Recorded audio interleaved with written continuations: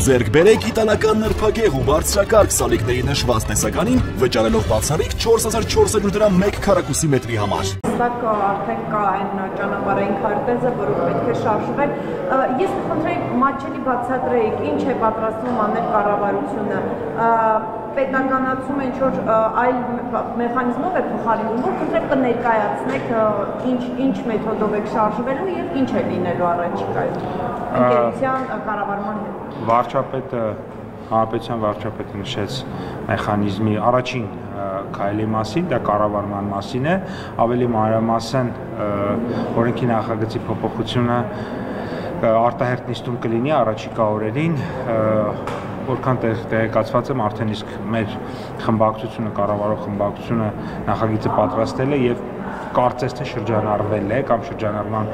փուլում է եւ արտահերթում լինելու է, երևի թե դրանից ավել այս պահին չեմ կարող ինձ թույլ տալ մեկնաբանել, քանի որ հրապարակման գործընթացը որոշակի մեթոդաբանություն ունի այդ տրամաբանության։ Ինչ է լինելու այստեղ կառավարիչը փոխվելու, ինչ է լինելու այդ կառավարությունը, ո՞նց է լինելու, էլի պարփապել։ Արդեն ասացի, որ կառավարման մեջ, քանի որ մենք այսօր խնդիրներ ենք արձանագրում, երեք տեսեք մեկ դրվագ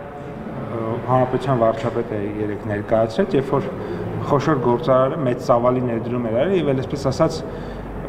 իմանալով մի քանի 100,000 դոլարի միջոցառում էր կազմակերպել բացման ներկայացում, այսինքն տասնյակ միլիոնավոր դոլարի մարդը ներդրումներ էր արել, համարել էր որ մի քանի 100,000 դոլարի բացում էլ երևի թե պետք է անի եւ այդ մարդը կորցրեց այդ գումարները։ Հիմա կասեմ ինչ, որովհետեւ էլեկտրաէներգիայի անջատում տեղի ունեցավ, այն պահին, երբ որ պիտի բացումը տեղի ունենար, այդ օտարերկրյա մասնագետներ հյուրեր էր հրավիրել եւ դա օրինակ մեկ ուրիշ դեպք հենց 3 գործարաններից մեկից եմ ստացել, ով նոր տեխնոլոգիաներ է գնել եւ այդ նոր տեխնոլոգիաները պարբերաբար հետի կողմից անջատումների հետևանքով փչացել են, որովհետև ոչ մի ճապոնացի չի պատկերացնում, որ օրինակ օրը 5 անգամ կարող է լույսը անջատվել։ Կարողանալ եք այնպես անել, որ այդ անջատումները չլինեն, օրինակ ինչ եք անել, որ հետից ասում են մոտ 700 միլիոն դոլարի ներդրում են արել, որովհետև համակարգը շատ մաշված է եւ դեռ բազմաթիվ միլիոնների այդպես ներդրումի կարիք կա ժամանակ։ Դե ինձ էլ գործարար միջավայրն ասում է, որ միլիարդավոր դոլարների ներդրումներ է արել, որոնք շատ հաճախ առ-ոչինչ են դառնում, այդպիսի անպատասխան, որովհետև երբ որ դու առնում ես մի քանի միլիոն դոլարանոց սարք, հետո գալիս է որը նախատեսված չի որևէ պարագայում նրա համար, որովհետև այդ սարքը որ ճապոնացիները կամ գերմանացիները սարքում են, չեն պատկերացնում, որ օրը կարա 5 անգամ հեծը լույսերը անջատի։ Հեծը ոնց է հեծը բանավաշ չկան հարցնում։ Չէ, դες պատասխանեցի ես ինքս եմ։ Շտաբում խնդրեմ մեկական հարցնամ։ Այն ամենայնիվ սա մասնավոր բիզնեսի իրանալու փորձ չի արդյոք կառավարության, պետության կողմից եւ դուք կարծում եք Հայաստանը միակ երկիրն է, որտեղ օրինակ հոսանք անջատվում է։ Հայաստանը միակ երկիրը չի վստահաբար, բայց ձեր առաջին հարցի պատասխանը միանշանակ եւ հստակ ոչ եւ ոչ, որովհետեւ դուք կտեսնեք եւ նախագիծը եւ մեր օրենսդրությամբ բոլոր հիմքերը սահմանված են, այսինքն այն ինչ որ տեղի կունենա, բացարձակապես դա մեր օրենսդրությամբ սահմանված է եղել, մենք մեր օրենսդրությամբ սահմանված դեպքերի իրացումն ենք ապահովելու։ Դա մենք բազմաթիվ օրենքներ ունենք, որոնք ենթադրում են պարտավորություն պետության, կառավարության, մասնավորի, մարդու, քաղաքացու, այսինքն դրանք պարտավորությունների կատարման շրջանակում եւ հանրային շահի գերակայության մասին, այսինքն երբ որ որն է ամենակարևորը, պետությունը, ժողովուրդը, հանրությունը եւ այդ կարևորության տրամաբանությամբ պետք է մենք շարժվենք, մենք չենք կարող մեկ մարդու շահը գերադասենք հազարավոր, 100,000-ավոր, միլիոնավոր մարդկանց շահերից։ Մենք չենք կարող մեկ մարդու ասել դու ինչ ուզես կարող ես անել եւ օրինակ հազարավոր տնտեսվարողներ բիզնեսներ կորցնեն, հազարավոր տնտեսվարողներ 100 միլիոնավոր դոլարներ կորցնեն, 100,000-ավոր մարդիկ մնան առանց լույս։ Պետական կառավարման համակարգում պարալիզացվի, որովհետեւ բանա, չգիտես ինչի, օրինակ 3 էկոնոմիկայի նախարարությունում կես ժամում եք, ասենք, իմ համար շատ անհասկանալի լույսերը անջատվում էին։ Սա եթե պետականացվի հեծը, այդ միջոցներ ունեք, այդ առողջացման ծրագրերի ներդրումների արդյունավետ որ լինեն։ Կլինի տեսեք, կլինի մեխանիզմը ազգային ժողովում այդ բոլոր հարցերի մասին պատասխան կլինի, որովհետև երբ որ նաև մեխանիզմը ներկայացվի փոփոխությունները համապատասխան տեղի կունենան, ես կարծում եմ նաև Իսկ դուք ղեկավարությունից բացատրություն պահանջել եք կամ բարձրաբանում ինչու է այս իրավիճակը։ Ես երեք հրապարակային այդ մասով արել եմ նաև գրառում, որովհետև անթույլատրելի է, երբ որ տնտեսությունը օրինակ գործարանը կարա կանգնի, գործարանները կարան կանգնեն, առևտրի կենտրոնները կարան կանգնեն եւ այլն, եւ բնականաբար կարծում եմ, որ այդ մասով աշխատանք պետք է տալ։ Եթե դիմել եք Ես ասում եմ դա երեք ես նաև այն հրապարակային եմ դրա մասին արել գրառում, ես կարծում եմ նաև ոլորտային նախարարությունը պատճեց զբաղվում։ Օրինակ Իրանի մասով էլ ասեք, պարոն Պապայան, դուք հանդիպեցիք Վրաստանի փոխվարչապետի հետ, որը նավեկան նախարարն հետո իրեն հեռացրին աշխատանքի, չգիտեմ ինչ եղավ իրենց մոտ, եւ ասացիք, որ Իրանի խնդիրը լուծվել է նաև կոնյակի մասով։ Թեպետ էլի ազդակներ կան, որ որոշակի խնդիրներ կան, կուտակումներ կան։ Խնդրում եմ ասել, վրացի ձեր գործընկերները բարձրաբանել են, որ խնդիրը ինչու են իրենք ոչնչոտարություն մեզ համար, մեր արտահանողների եւ ռուսական մասից բարձրաբանում ունեք եւ այս բանի ամբողջությամբ խնդիրը լուծված է, թե դա կուտակումներ կանեն։ Տեսեք, ուրեմն Ծիրանի մասով այս պահին երեկվա դրությամբ 626 մեքենա միայն հունիս ամսին Ռուսաստանի Դաշնություն հասել է, 363-ը ճանապարհին են, օրինակ միայն 69-ը 3 է դուրս եկել, 70 քանիսը դրանից առաջ, իսկ նրանք ակնհայտորեն անգամ չեն էլ հասել։ Երկրորդը շատ մեծ հերթեր կան, օբյեկտիվ հերթեր կան Վերին Լարսում, որովհետև այդ տեղով անցնում է ոչ միայն Հայաստանի, գիտեք, այլ նաև այլ երկրների, թվում Վրաստանի եւ այլ երկրների, Թուրքիա եւ այլ ցամաքային, այո, բեռներ եւ այո, հարյուրավոր մեքենաներ հերթի մեջ կանգնած անցնում են եւ այդ թվում նաև Ծիրանի, իհարկե Ծիրանը այսպես ասած որպես շուտ փչացող ապրանք ունի արտահերթության իրավունք եւ օրինակ 3 ես նաեւ կոնյակի թիվը ձեզ հիշեցնեմ, օրինակ 3 քանի մեքենա կոնյակ է անցել, բնականաբար կոնյակի թիվը բազմապատիկ ավելի քիչ պետք է լինի, շատ պարզ պատճառով, որովհետեւ կոնյակը չի համարվում շուտ փչացող ապրանք եւ նրանց հերթը մի քիչ ավելի բարդ է 3 անցել է ընդամենը 7 մեքենա կոնյակ։ Այո, այսինքն էլի հերթի այս պահին հերթի մեջ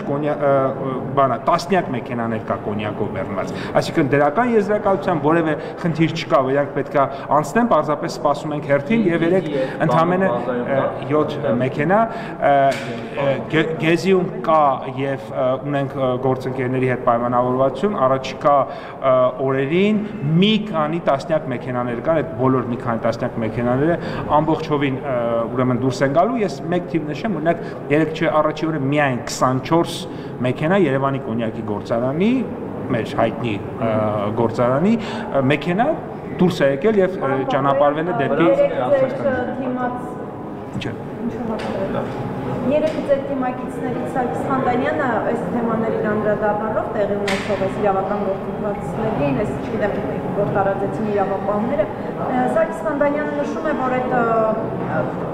այն, որը որակվում է ձեր կողմից որպես ահաբեկչություն, ասում է, որ աջակիցները, օրինակ Հայաստան խմբակցությունը, Հայ հեղափոխական դաշնակցությունը արդարացրել են եւ աջակցում են ահաբեկչությանը, իրեն է մեջ բերում եւ ասում է, որ այս ամենին պետք է տրվի սահմանադրաիրավական գնահատական եւ լրջորեն քննարկվի այս խմբավորումների գործունեության նպատակահարմարությունը։ Ես մի բան ասեմ։ Սա ինչ է նշանակում, արդյոք դուք այս քաղաքական ուժի, չգիտեմ, կասեցում կամ ինչ-որ այլ սցենարների մասին եք ասում։ Ես կարճ բան ասեմ։ Ես ուսումնասիրել եմ 99 թվականի մամուլը, ԱԺՄ հյետեական մամուլը։ 99 թվականի հոկտեմբերի 27-ից առաջ Վազգեն Սարգսյանի եւ Կարեն Դեմիրճյանի նկատմամբ օգտագործվում էր նույն բառապաշարը այդ նույն շրջանակների կողմից, ինչ որ հիմա օգտագործվում է Նիկոլ Փաշինյանի նկատմամբ։ Բացարձակ նույն։ Գնացեք, կարդացեք Բայց սա ինչ է նշանակում։ Դաշնակցական եւ դաշնակցական ԱԺՄ-ական թերթերը 99 թվականի հուլիս, օգոստոս, սեպտեմբեր, հոկտեմբեր ամիսներին ինչ էին իրեն գրում Վազգեն Սարգսյանի մասին, ինչ են իրեն գրում Կարեն Դեմիրճյանի մասին, նույն բառապաշարը, սա նշանակում է, որ Հայաստանի, սա նշանակում է, որ ի տարբերություն 99 թվականի, երբ որ օրինակ Հայաստանի Հանրապետության ազգային անվտանգության ծառայությունը իմ կարծիքով եւ ղեկավարը չեմ կարող ասել, բայց փաստավոր թերի, միտումնավոր թե ոչ միտումնավոր, դա առանձին հարց է, թերի են աշխատել եւ տեղի է ունեցել հոկտեմբերի 27-ը, հիմա Հայաստանի Հանրապետության ազգային անվտանգության ծառայությունը եւ մյուս իրավապահ մարմինները աշխատել են փայլուն եւ նոր հոկտեմբերի 27 տեղի չի ունեցել Հայաստանում։ Որ ասում են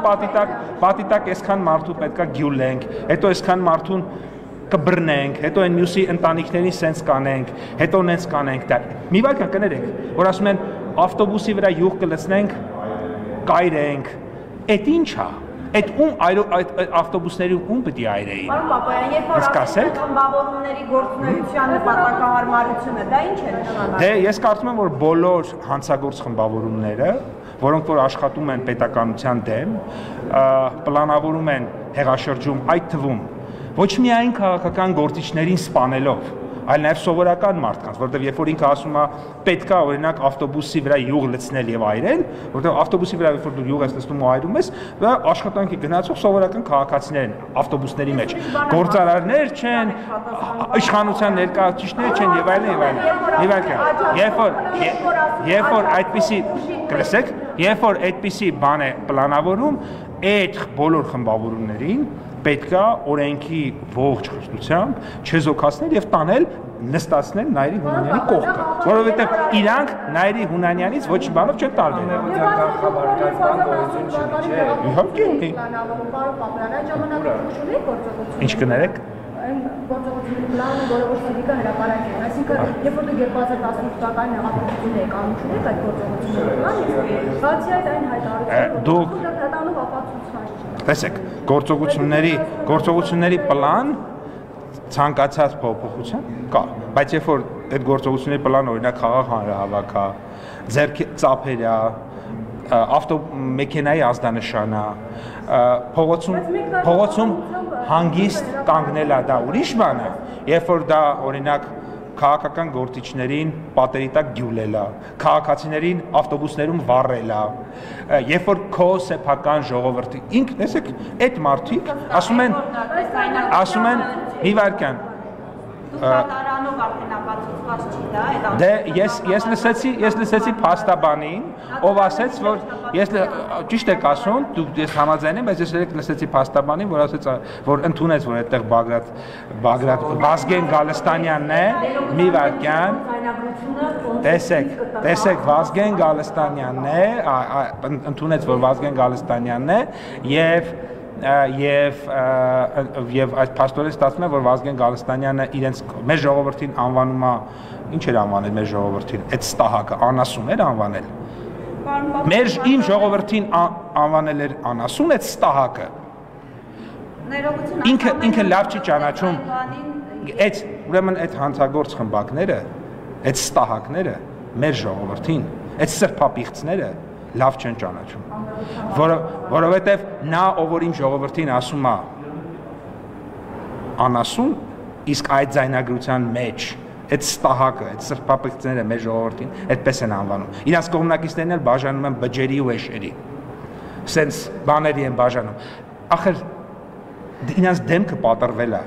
էլ հնարավոր չի իրանց փրկել։ Պարոն Պապյան, հանրության մոտ այսպեսի բաներ կա, որ այս ամեն ինչը ավարտված է։ Աշխարհի ամբողջ բարձր ամբողջից հրահանգ եղավ, որ ես ես կլցնեմ Ղազայի պատվալները եւ այստեղ տրամաբանական նաեւ հնարավոր է կասկածել, որ դա ուղիղ հրահանգ է, որից շատ քիչ չանցած այս ամեն ինչը։ Ես ասում եմ, իմ ժողովրդին անասուն անվանող պետական մի վայրկյան, հիմա կասեմ, իմ ժողովրդին իր իշխանությունը հասնելու համար ավտոբուսի մեջ վառել ցանկացող, պետական մարդկանց, պետական այրերին պատիտեղ գնդակահարել ցանկացող մարդուն ԱԱՑ-ի պատվալ նետելը, դա օրենքի խիստ պահանջ է։ Խիստ պահանջ։ Բայց նրան հապատվեցի, որին այդպես էլ չպատասխանեցի, երբ որ ասում Դուք ինչ հարց տալիս եք, ավելի վատ վիճակում եք հայտնեցնում տերորիստներին եւ տերորիստների պաշտպանների։ Չեք լսում հարցը, պարոն Պապարյան, ինչ որ հայտարարություններ եք անում։ Ես դες հարցնում եմ, երբ որ Սարգիս Խանջանյան ասում է, որ սահմանադրաիրավական գնահատական պետք է տրվի այդ մարդկանց աջակցողների եւ քննարկվի նրանց գործունեության նպատակահարմարությունը։ Խոսքը կուսակցության գործունեության նպատակահարմարության մասին է։ Ինչ է սա նշանակում։ Դե սա նշանակում է, որ պետք է քաղաքական առումով դա նվազագույնը քննարկման առարկա, այո, որովհետեւ քաղաքական որոշումները ենթադրում են նաեւ իրավական հետևանքներ, կարող են ենթադրել։ Այսինքն ինչ կուսակցության գործունեությունը կասեցնել օրինակ։ Ես չգիտեմ, բայց եթե մի կուսակցություն պարզվի, որ ինքը տերորիստական կուսակցություն է, այսինքն եւս մեկ անգամ պարզվի, որ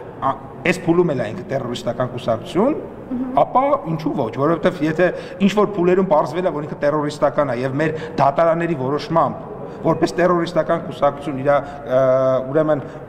գլխավորները գնացել եւ դատապարտվել են, հետո առանց դատարանի որոշումների կամ ինչ որ բանով քաղաքական փոփոխության արդյունքում ինչ որ մարդիկ դուրս են եկել ուրեմն բերթերից դա գոնե մեր դատարանները ապացուցել են 90-ականներին, ես ինչքան գիտեմ, չէ՞։ Տես չի։ Պարոն Պապարյան, Ծիրանի բերքը այս տարի ավելի քիչ է, թե չէ։ Շատ է, ավելի շատ։ Ավելի շատ է եւ արտահանումը նույն ձևի։ Ավելի շատ է։ Լավ է, ավելի շատ։ Եվ պարոն Պապարյան, հիմա հեծի մասով, այսինքն այս օրենքի լրացված փոփոխությունները երբ որ արդեն խորհրդարանը ընդունի արտահայտությունով, այսինքն կառավարիչն է փոխվելու այս փուլում։ Կգնա խորհրդարան, կքննարկեք իմանաք մանրամասն։ Շնորհակալություն։